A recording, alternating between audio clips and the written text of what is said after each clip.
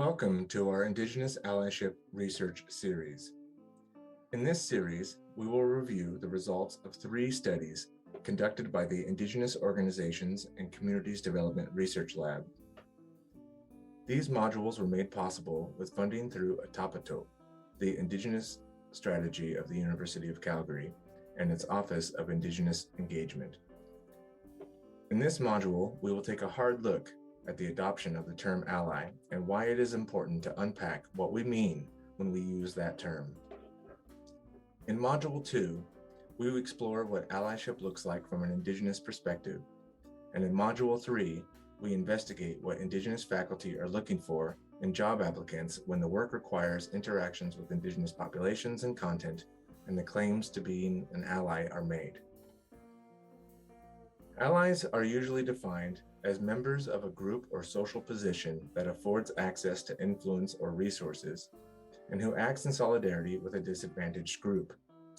Allies have been shown to be valuable contributors to challenge sexist and homophobic ideas and behaviors, and history is littered with advances championed by empathetic members of dominant groups. Allyship and being an ally to those who experience injustice, oppression, and harassment defends a moral position, and as such, the title ally comes with connotations of a righteous actor. In 2015, an awakening of ally consciousness for Indigenous peoples occurred in Canada. That year, the Canadian government-funded Truth and Reconciliation Commission released its report on Indigenous residential schools, detailing officially and comprehensively the government's and the church's role in a racist, ethnocentric, and intergenerationally damaging assimilationist policy.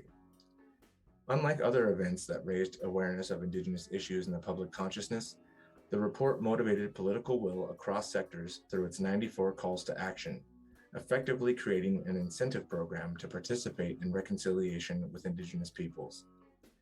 As a national agenda, every school, university, hospital, corporation, church, level of government, police department, courthouse, museum, media outlet, sports league, social work, and child welfare agency could get in on the action. Within our university, strategies were launched, policies were enacted, programs were designed, administrators and faculty were hired, and courses, curriculum, and educational programs were created to promote reconciliation, decolonization, and indigenization on campus. As awareness of Indigenous issues grew, students started approaching me with questions about allyship, how to be an ally, and how to avoid the pitfalls of posturing and superficial engagement. The question was deceptively simple.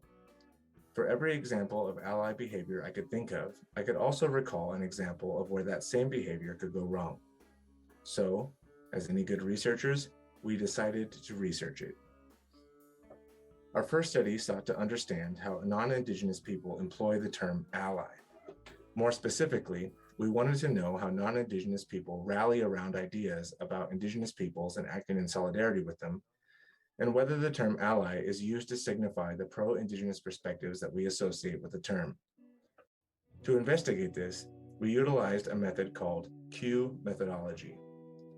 Q methodology is a quasi-qualitative research method that clusters people according to shared beliefs, attitudes, intentions, behaviors, and experiences.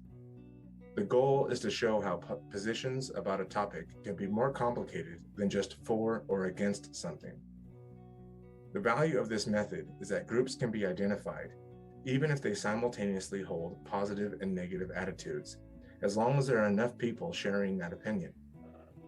This is preferable to researchers deciding who belongs to one group or another. This results in an organically defined snapshot of human organization around a topic. The first step of a Q methodology study is to develop a Q set, or a comprehensive list of all the possible ideas there are about a thing.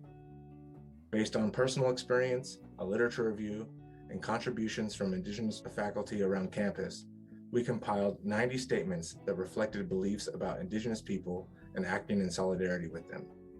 Statements included ideas that were conducive with allyship, such as, I feel that it is my moral obligation to engage in acting in solidarity with Indigenous communities, and I can use my settler privilege to act in solidarity with Indigenous communities.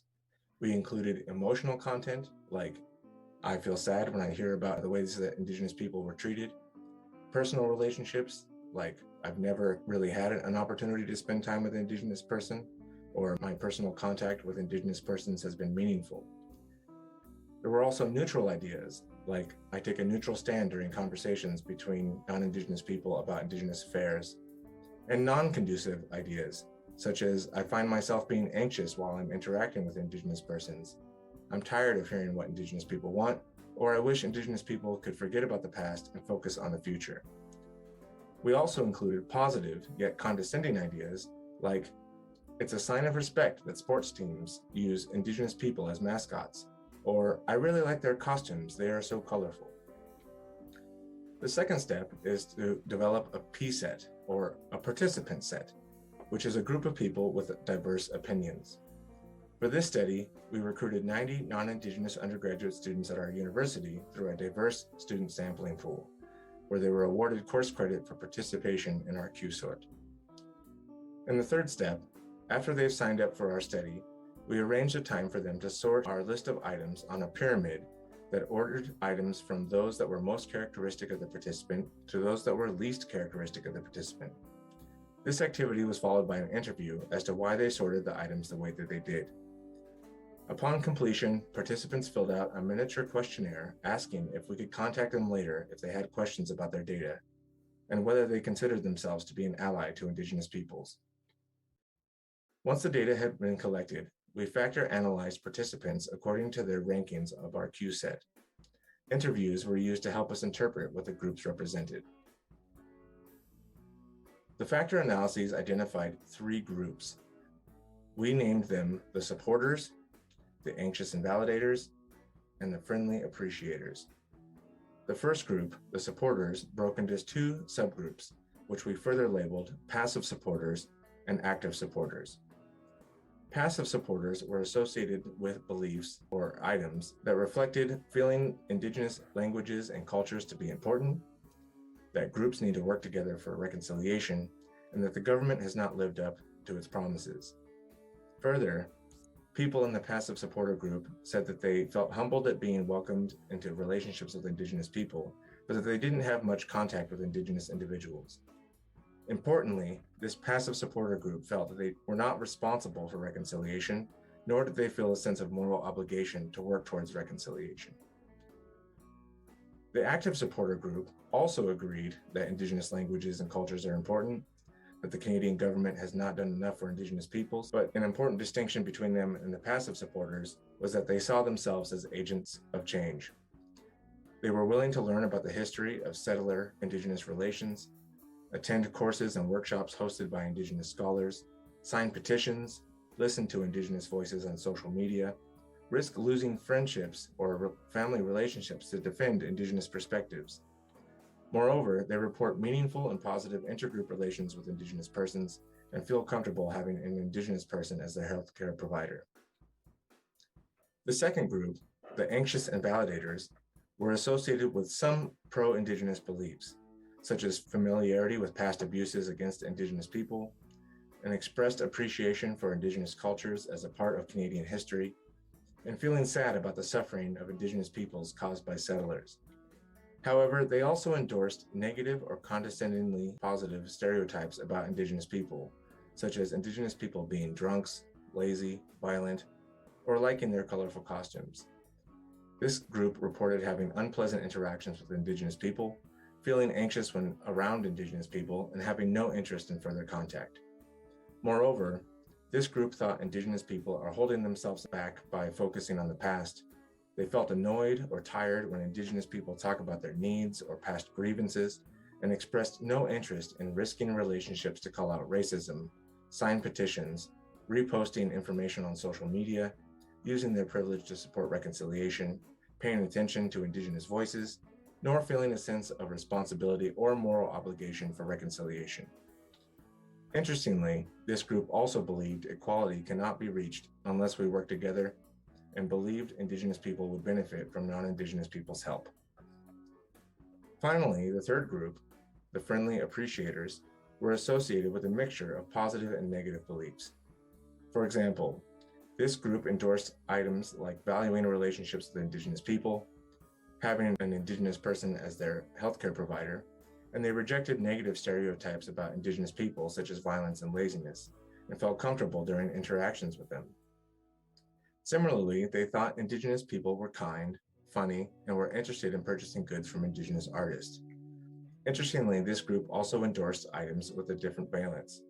For example, friendly appreciators endorsed condescendingly positive beliefs like liking their costumes, considering mascots of Indigenous people as a sign of respect, and associating Indigenous people with nature.